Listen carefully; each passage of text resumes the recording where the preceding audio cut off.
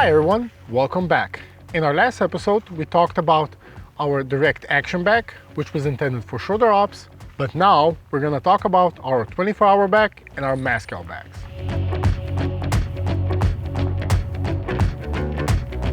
This is my 24-hour bag with my designated MASCAL bag. I know it's big, it's clunky, it's heavy, but because I'm strong as a Greek god, I can handle it. Technically, I'm not. I'm only strong and smart as a tractor. That's why I have a detachable 24-hour bag. The general purpose of the 24-hour bag is going on a shorter op, going on the range, basically anything our boss tells us to do. We're working in the military, so kind of makes sense that we are following orders. Starting with the outside. On the outside here, I have a carabiner, which I use to mount my equipment somewhere so I don't get lost. I wouldn't recommend put it on the outside of your vehicle.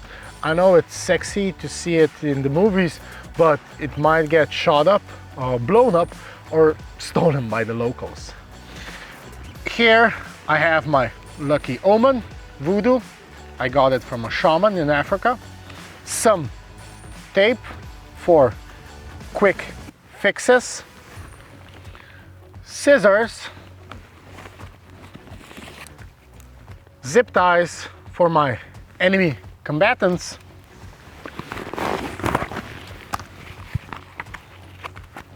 Soft leathers, a cat tourniquet, and now on the sexy stuff. A couple of rescue blankets. Now we have here our fast one, our intraosseous infusion system.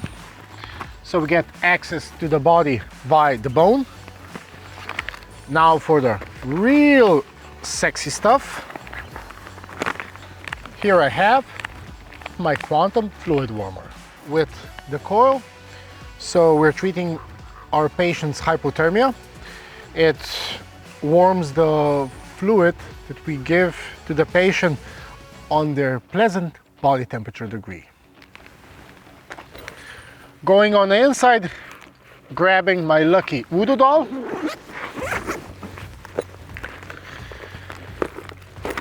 Okay, here is where the magic happens. I'm not gonna say how you have to prep it. It's nice to prep your equipment by the order that you're giving the treatment, but just organize it that it makes sense in your head. I'm not gonna say this has to be here because on March protocol, the combat gauze needs to be here on top because you use it. I really don't care. Just know where you have your combat gauze, and that's basically it. Now, let me show you what I have. On top, I have a combat gauze. You always have to have a combat gauze on top. No, but I have a couple of combat gauzes, one extra cat tourniquet, a couple of elastic bandages, a couple of Sharpies for documentation, but we're gonna come to that later, a pen light for lighting, eye shields to look cool like Daniel Crenshaw, EpiPen,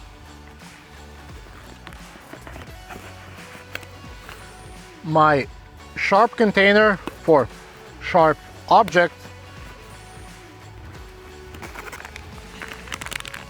two chest seals with NCDs attached to it. Going down under, my stethoscope.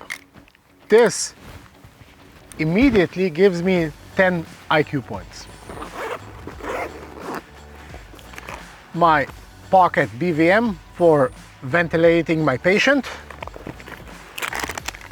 my PEEP valve that I attach to the BVM, my crike kit for criking, and my MPA, like always, with lube. Here are my IV access kits.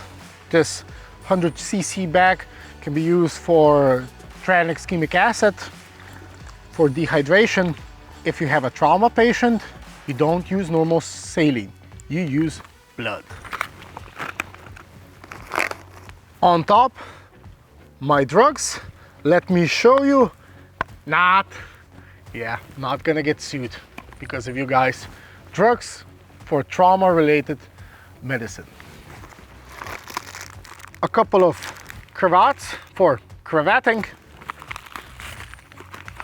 abdominal dressing with clamps for clamping, and a plastic bag for your guts. But wait, there's more. In the military, it's not only pew-pew magic, it's a lot of documentation magic. So, knowledge is key. My paperwork, so when I'm stressed out, when I forget stuff, I open, I read, I know, I'm super. And yet, I can dig deeper. My field blood transfusion kit. My trauma patient needs blood, not saline. Saline is for pasta.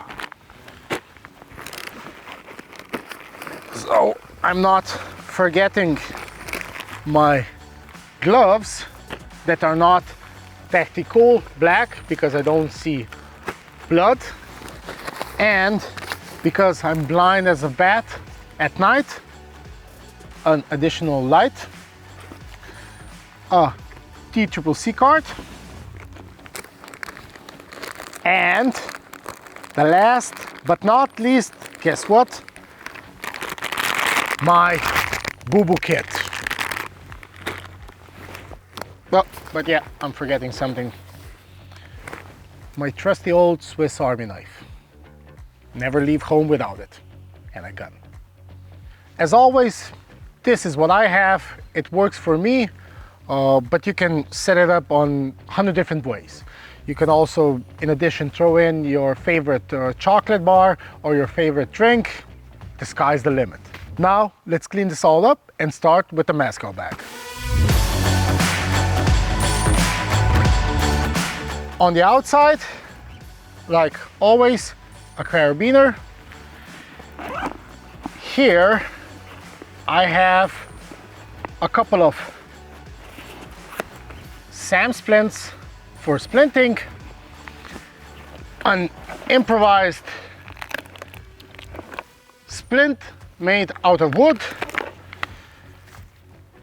2 sticks for a helicopter splint, and a lot of cravats for tying down fortifying stuff. I know splinting is not intended to do during MASCAL situations, but because we probably aren't getting MASCALs often, I have splinting material also here on this bag because I'm using this bag more often also as a resupply point. Now let's check inside. Triage MASCAL magic. These are the things that I need during a mass casualty event. Nothing fancy. All of these things have already been shown in our Pro's Guide to the Combat Medic Essential series. Starting up top, my bleeder kits. Simplicity is key. In a Ziploc bag, a cat tourniquet, elastic bandage, emergency dressing, and some QuickCloth. Somebody needs it, I throw it to him, and somebody's taking care of him.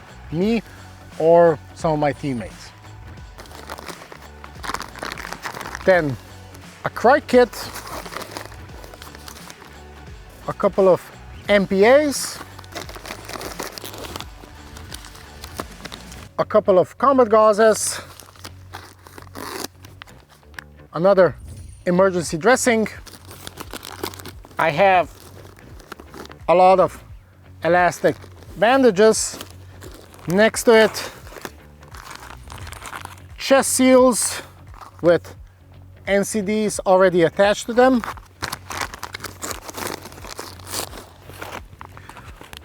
Blizzard survival blanket with hand warmers to fight hypothermia.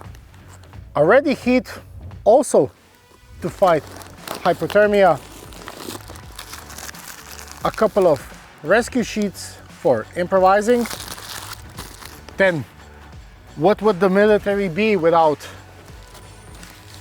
paperwork for triage? Next to it, some trash bags, because cleanliness is next to godliness.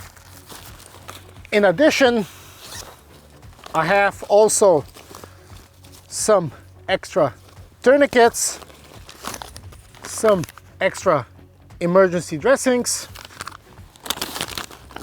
Oh, and I almost forgot, gecko tape for taping. Works extremely well.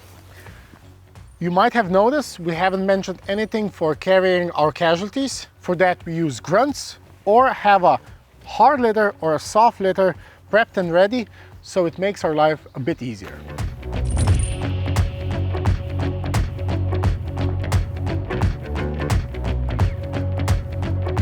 Remember, for our MASCAL bag, for our MASCAL events, only life-saving interventions. Nothing fancy, nothing sexy. We're trying to save as many people as we can with the limited resources that we have. This is it for my bag. If you think that I should add something else or that you have a different setup, let us know in the comments.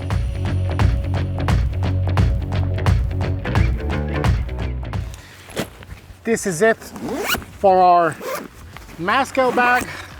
We also talked about our 24-hour bag.